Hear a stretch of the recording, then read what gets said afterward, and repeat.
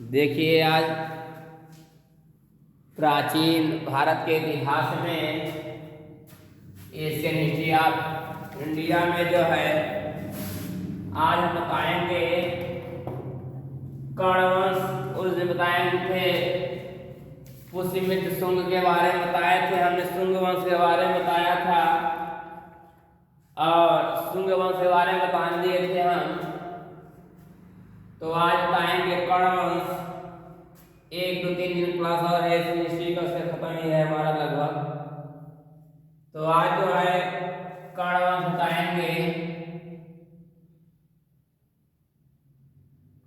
कर्ण वंश कब से कब तक था शासन किया उसके बारे में बताएंगे हम। कर्ण वंश आज जो बताएंगे हमें जो है जहां से पुष्यमित्र शुंग का शासनकाल खत्म होता है वहीं से कर्ण वंश का शासनकाल चालू होता है। यह जो है 75 ईसा पूर्व से 30 ईसा पूर्व तक लगभग रहा। इसका शासनकाल 75 ईसा पूर्व से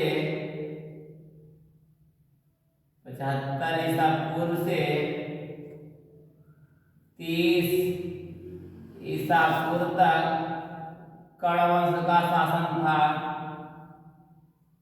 जैसे बताया कि शुंग वंश में जो है 10 राजाओं ने शासन किया और 112 वर्ष शासन किए थे, जिसमें से पुष्यमित्र शुंग अकेले ही पुष्यमित्र शुंग कौन पुष्यमित्र शुंग अकेले ही 39 वर्ष तक शासन किया था। कितने वर्ष शासन किया था? अकेले ही 39 वर्ष तक शासन किया था। और शुंग वंश में कुल 10 राजाओं ने शासन किया था। अंतिम शासक शुंग वंश का कौन था? अंतिम शासक जो है देवभूति था। शुंग वंश का अंतिम शासक देवभूति था। देखिए, ये कर्ण वंश जो थे किस वंश से कर्ण वंश था? ये किस वंश थे? ये ब्राह्मण वंश के थे। जैसे कि शुंग वंश ब्राह्मण वंश थे, ये भी ब्राह्मण वंश थे। ब्राह्मण वंश, ये भी ब्राह्मण वंश के थे। देखिए, ये जो कर्ण वंश जो नींव रखी गई, शुंग वंश के अंतिम शासक देवभूत की हत्या करके, शुंग वंश के अंतिम शासक देवभूत की हत्या करके जो है वासुदेव ने 75 ईसा पूर्व में। अच्छा, शुंग वंश का जो नींव रखा ये किसने रखा? ये देखिए, शुंग वंश की नींव किसने रखी? तो शुंग वंश की नींव जो है वासुदेव ने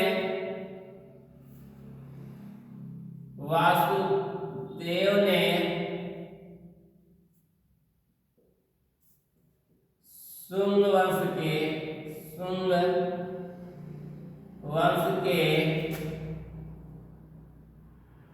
अंतिम शासक देवभूत की हत्या कर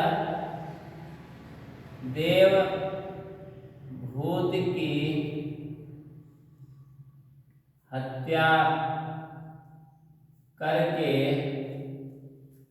जो है कर्ण वंश की नींव रखी थी।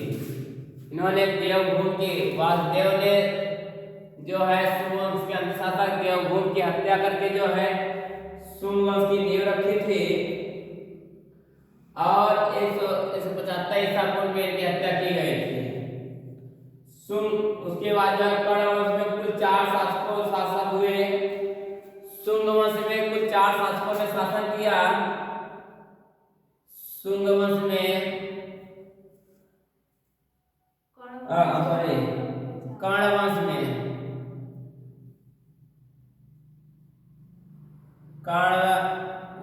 में कुल 4 शासकों ने शासन किया।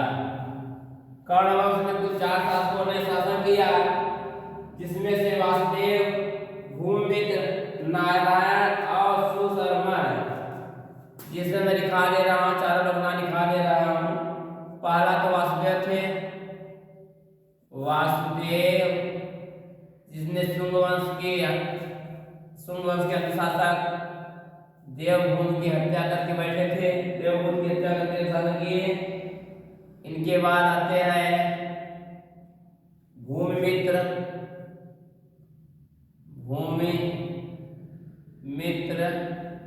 भूमिमित्र के बाद आते हैं नारायण।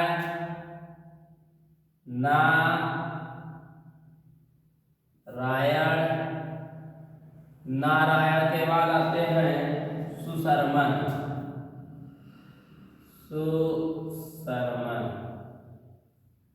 ये कर्ण वंश में कुल 4 शासकों ने शासन किया। 75 ईसा पूर्व से 30 ईसा पूर्व तक लगभग ये लोग जो है लगभग 40 साल या कह सकते हैं 45 साल तक लगभग जो है 40 साल कह सकते हैं। तो ये कुल 4 राजाओं ने कर्ण वंश की नींव 4 राजाओं ने कर्ण वंश के राजा बने। कर्ण वंश के बाद आता है सातवाहन वंश आता है। सातवाहन वंश जो है 30 ईसा पूर्व से कर्ण वंश के अधिशासक सुशर्मन की हत्या करके विशुक ने सातवाहन वंश की नींव रखी। सातवाहन वंश की नींव रखी थी। उसके बाद कर्ण वंश के बाद आता है हमारे छोटे छोटे हैं वंश, ज्यादा बड़े नहीं थे, तो बड़े वंश वही थे। मौर्य वंश था, और मौर्य वंश के बाद क्या आया था शुंग वंश। यही 2 वंश जो है ज्यादा शासन की जाति राजकीय सेवा की, तो 10-10, 20-20, 30-30 साल ज्यादा नहीं रहे थे, इतने वर्षों तक रहेगा। कर्ण वंश के बाद आते हैं सातवाहन वंश आता है।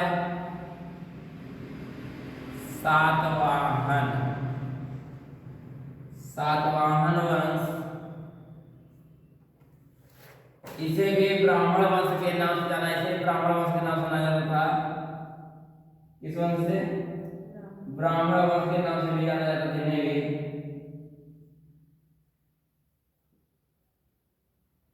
ब्राह्मण वंश। सातवाहन वंश जो था ये 73 ईसा पूर्व में 30 ईसा पूर्व में जो है 30 ईसा पूर्व में 30 ईसा पूर्व में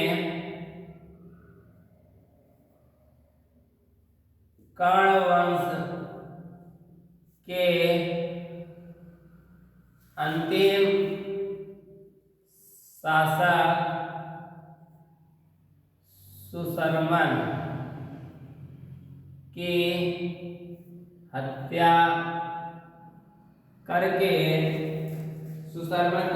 करके जो है विमुख ने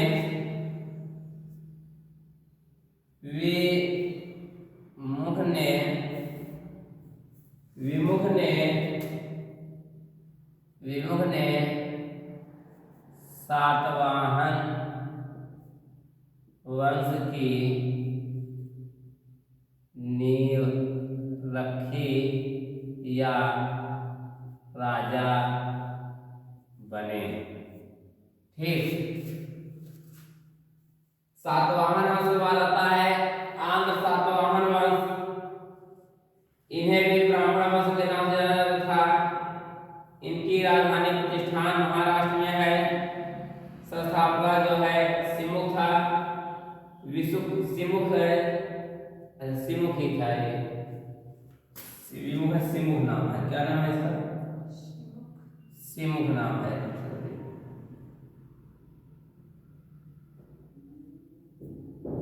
सिमुख। अब देखिए सातवाहन वंश में जो है आंध्र सातवाहन वंश आता है। इन्हें भी जो है ब्राह्मण वंश के नाम से जाना जाता है। आंध्र सातवाहन वंश, जिन्हें ब्राह्मण वंश के नाम से जाना जाता है।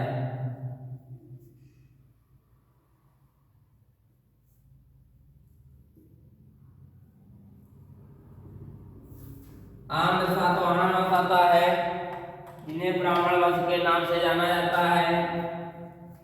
अब देखिए आंध्र सातवाहन वंश में जो है, आंध्र सातवाहन वंश की राजधानी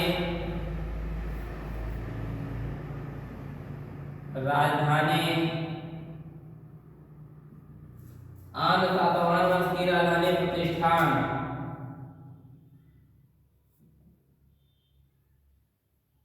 प्रतिष्ठान जो वर्तमान में महाराष्ट्र में है।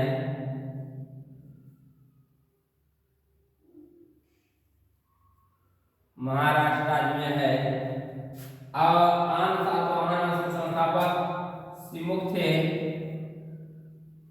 आंध्र सातवाहन वंश के संस्थापक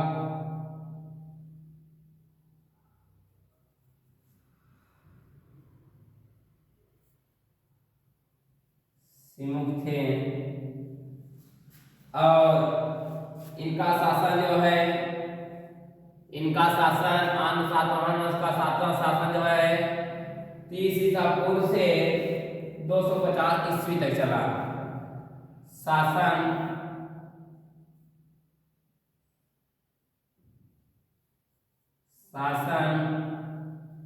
30 ईसा पूर्व से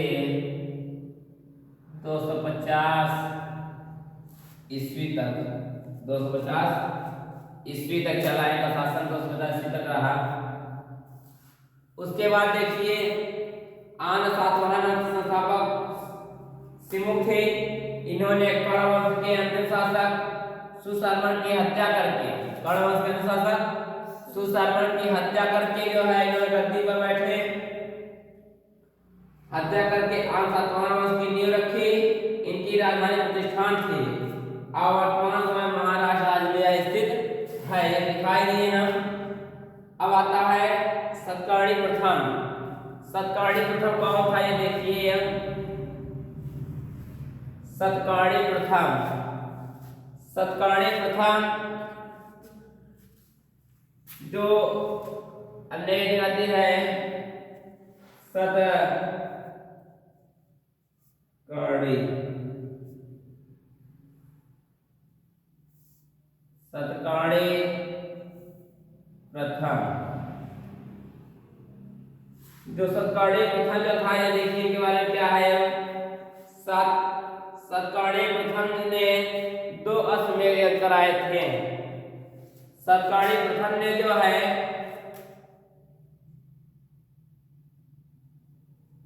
2 अश्वमेध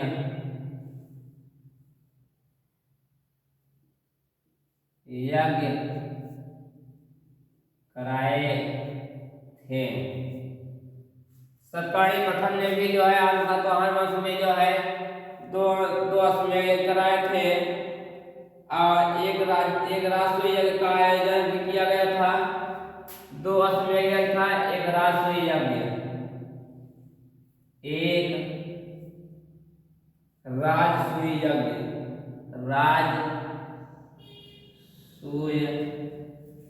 यज्ञ का आयोजन किए थे। उसके बाद जो आते हैं इनकी रानी जो है नागनिका के नाना घाट, इनकी जो है रानी जो थी नागनिका के नाना घाट। अभिलेख से पता चलता है कि वे ब्राह्मणों और बौद्धों को भूमि अनुदान दिया था। सतकर्णी प्रथम ने ही ब्राह्मणों और बौद्धों को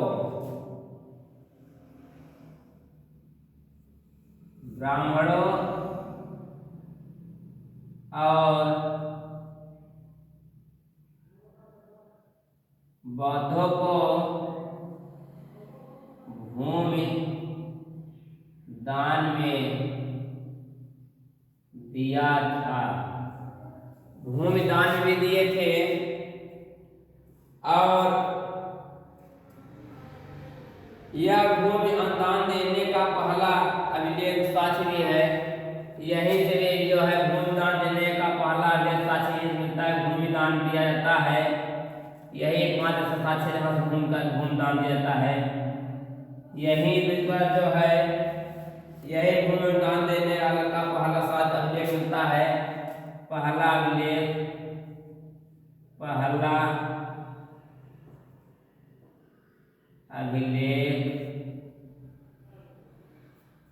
भूमि दान देने का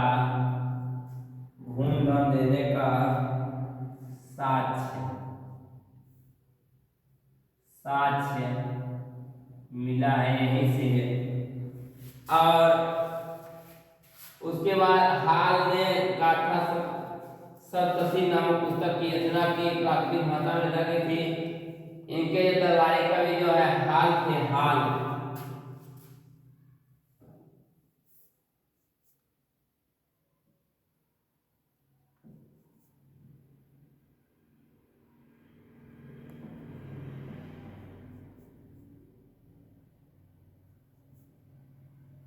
जो हाल थे, हाल जो थे इनके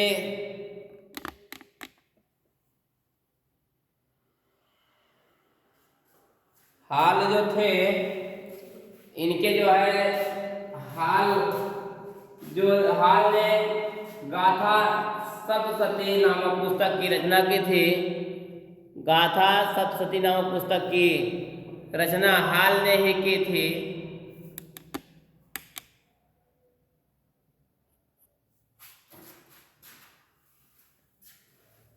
ये जो हाल शब्द आया, हाल शब्द जो है गाथा सप्तशती नामक पुस्तक की रचना।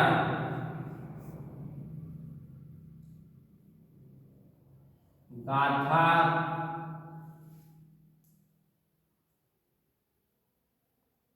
सप्तशती नामक पुस्तक की रचना। पुस्तक की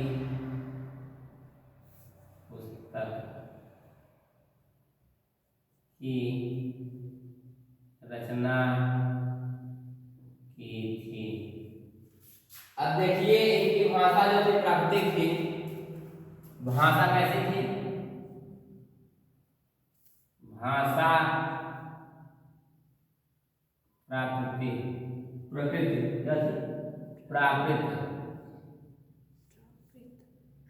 भाषा प्राकृत थी। और इस पुस्तक में हाल की प्रेम गाथाओं का वर्णन मिलता है।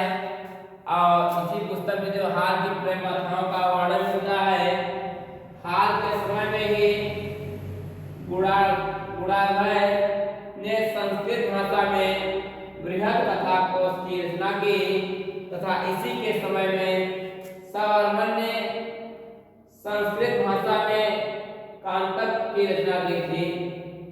देखिए आन सातवाहन वंश के समय में ही जो है सवर्मन ने संस्कृत भाषा में जो है कातंक की रचना की थी। सवर्मन ने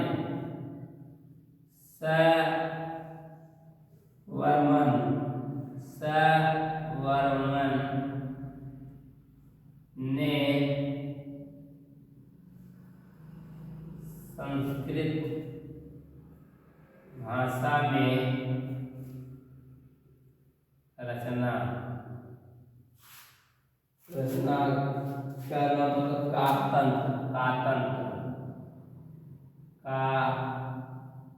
तंत्र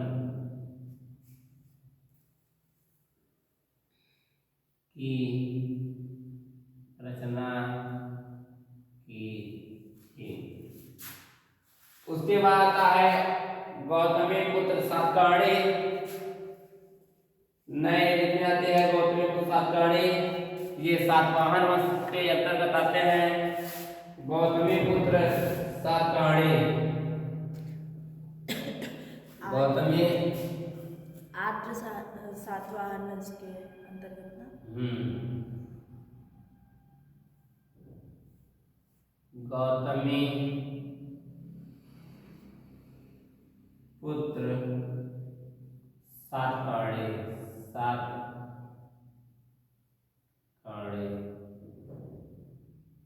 गौतमी पुत्र सातकर्णी, ये गौतमी पुत्र सातकर्णी सातवाहन वंश के जो और इन्होंने जो है सातवाहन वंश के अंतिम शासक माने जाते थे।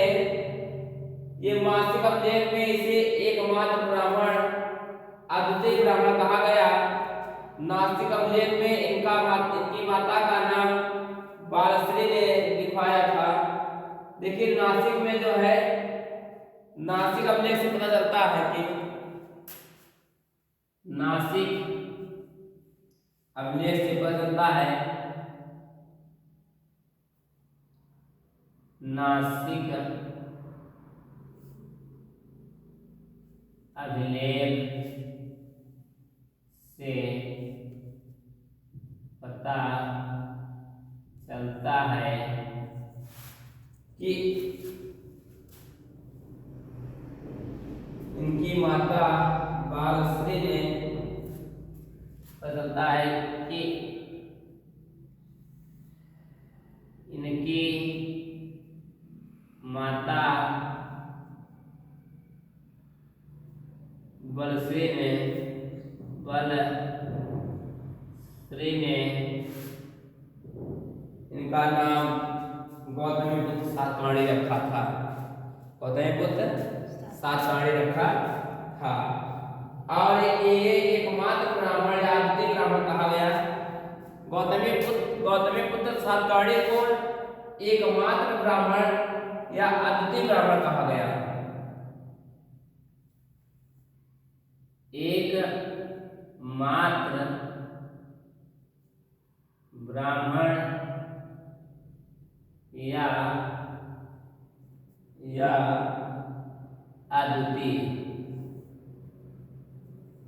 अद्वितीय ब्राह्मण कहा